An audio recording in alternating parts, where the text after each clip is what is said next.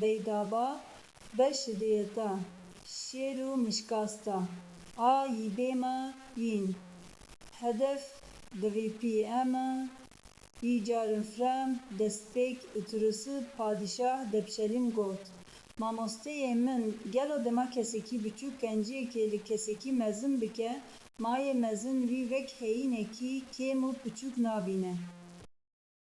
Gelo qenciya yê piçûk di çavê yê mezin de rûmetekê peyda dike. Beydaba bişirî û got: Tu pirseke pir baş dikî, padîşahê min. Qencî bi mezinahî yan jî piçûkayiya mirovan nayê pîvandin. Heyînekî piçûk bi qenciya xwe dikare rojekê jiyana yê mezin rizgar bike. Çîroka şêr û mişk vê rastiyê bi me nîşan dide. Padîşah serê xwe hejand. Beydaba dest bi çîrokê kir.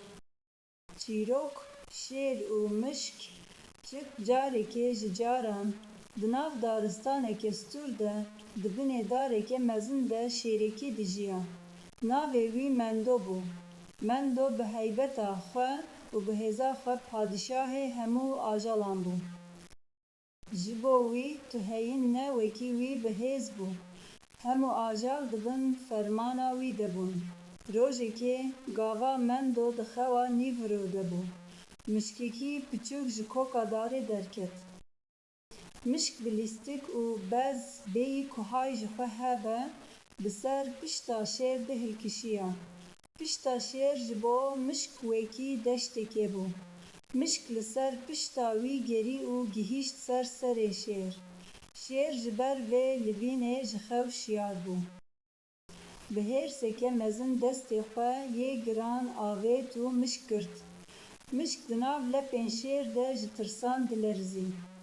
Mişk bi dengekî nizm got: Padîşahê min, bibore min nexwest xewa te xerab bikim. Ez heyînekî pir piçûk im û tu zirarê nadim te. Ger tu îro min azad bikî, ez ê tu carî vê qenciya te ji bîr nekim. Belkî rojekê ez jî alîkariya te bikim. Şêr bi vê gotina mişk geniya. Got: Tu mişkekî piçûk î, tu yê çawa alîkariya min bikî. Ez padîşahê daristanê me. Lê dîsa jî dilê şêr bi mişk şewitî û ew berda. Mişk bi lez çû û di qolika xwe de veşartî. Bi xwe re got: Padîşahê min gencî li min kir, ez ê rojekê vê deynê xwe bidim. Çend meh derbas bûn. Rojekê şêr di nav daristanê de digerî. Lê ji nişka ve ket nav tora nêçîrvanan. Tor pir xurt bû. Şêr her ku xwe dikişand, tor hîn bêtir li bedena wî dihat gerandin. Mendo bi qêrîn û nalîn hawar kir.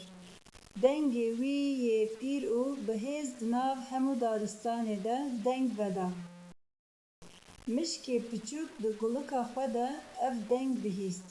Got: Ev dengê padîşahê min e. Ew di tengasiyê de ye. Niha dema wê ye ku ez genciya wî li wî vegerînim. Mişk bi bez çû cem şêr. Dît ku şêr di nav tora mezin de asê maye. Mişk got: Netirse padîşahê min, ez hatim.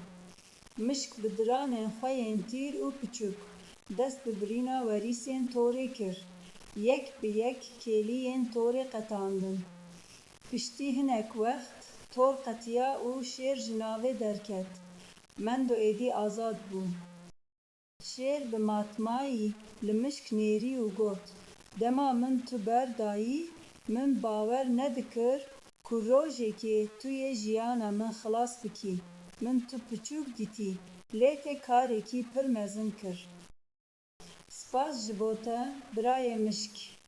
Mişk bi dilşadî bersiv da: Padîşahê min wekî min gotibû: Qencî bi mezinahiyê nayê pîvandin.